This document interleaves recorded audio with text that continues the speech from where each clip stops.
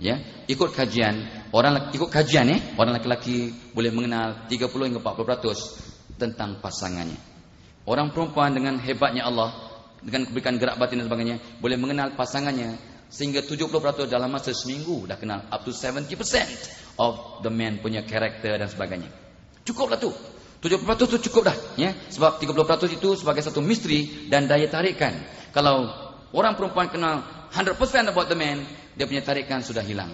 Dia rasa dah tahu belangnya, dah tahu kurapnya, dah tahu dia punya rekod-rekod buruk dan sebagainya, ya, rekod pecah and everything. Jadi kadang-kadang menyebabkan tertolak. So itu dia sebagai mukadimah tentang perbezaan laki-laki dan perempuan. Terima kasih Aziz. Ada betul cerita, ada satu pantun. Terang bulan di pinggir kali, buaya timbul disangka mati. Jangan percaya sangat orang lelaki, lain di mulut, lain di hati. Jadi mungkin tak adalah setuju ke tidak. Kalau tak percaya, kalau percaya pun macam mana? Silakan. Saya setuju 100% tu. Jadi kita dah tengok tadi apa yang telah diterangkan oleh Yang Berbahagia Datuk, membenarkan apa yang dinyatakan dalam Al-Quran, walaisa zakaru kal unsa, sama sekali lah lelaki tidak menyerupai wanita. Bahkan kalau lelaki cuba nak menyerupai wanita, la'anallahul mutasyabbihin wal mutasyabbihat. Allah melaknati kerana kedua-dua spesies ini harus mempunyai identiti yang tersendiri. Apa yang saya dapat fahamkan daripada Yang Berbahagia Datuk, maknanya orang lelaki nombor satu muka tebal, yang kedua rabun dekat, yang ketiga ego tak boleh kritik. Itu yang dapat saya fahamkan gitu ya, lebih kurang ya Datuk ya.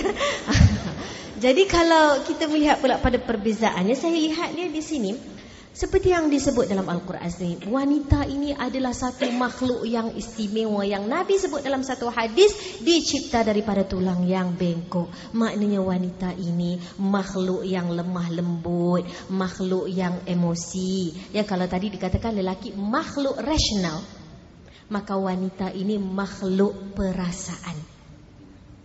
Lelaki makhluk perasan. Wanita ni dia lebih kepada perasaan. Jadi perasaan itulah yang lebih ya. Sebab itu kita perhatikan, kerana dia ada perasaan dan dia makhluk yang lemah lembut.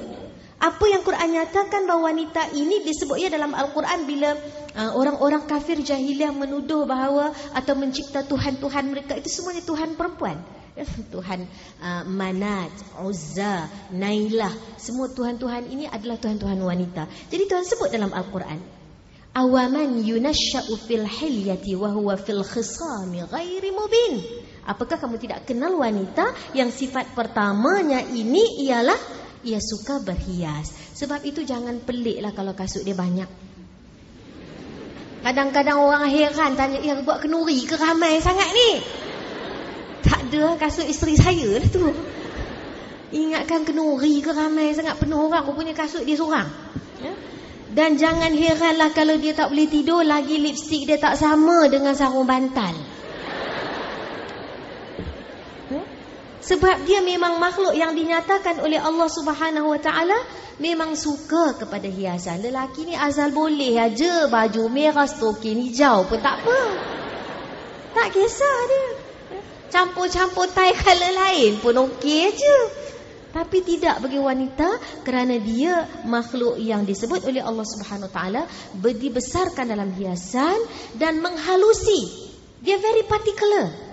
Sebab dia sifat nak jaga anak ni kena halusi. Sebab dia nak tahu ada kudir belakang telinga anak. Semua tu orang perempuan yang tahu. Ada lebih duit dalam beg anak ya.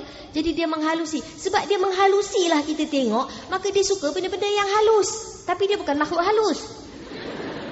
Dia suka benda yang halus tu macam mana? Dia ingat benda yang kecil-kecil.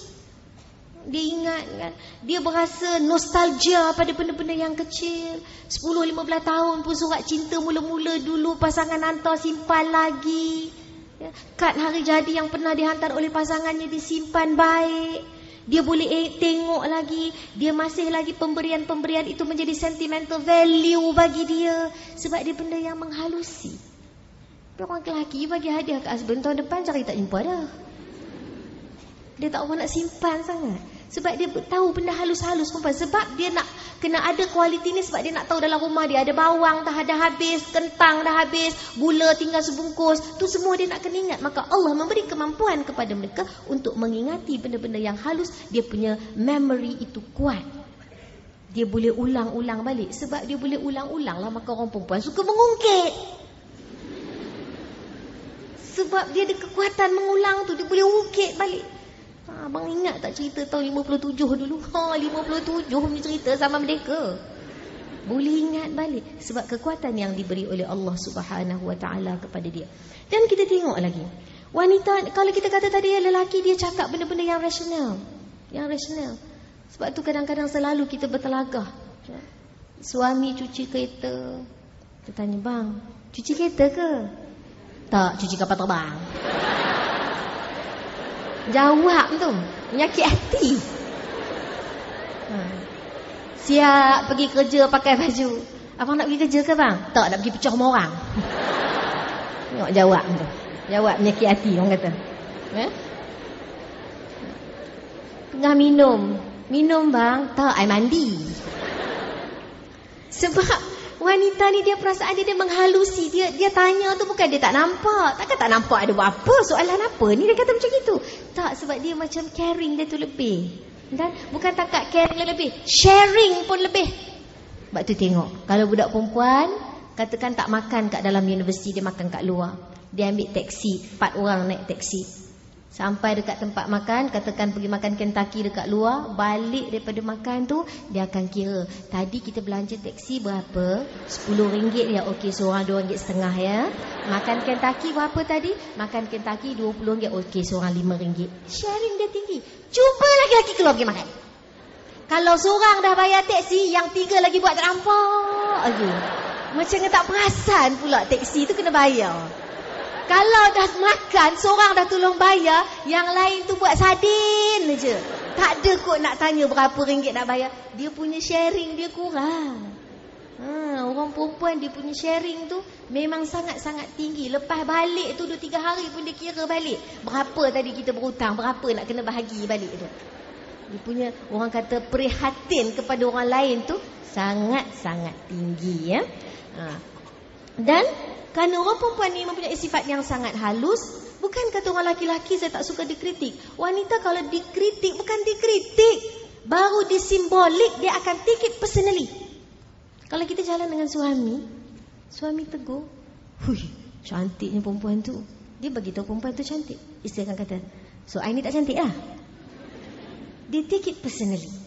Dia suka menerima bahawa itu, I tak kata you tak cantik, I bagi tahu perempuan tu cantik. Yalah, sebab you tengok perempuan tu cantik, maknanya I tak cantik lah.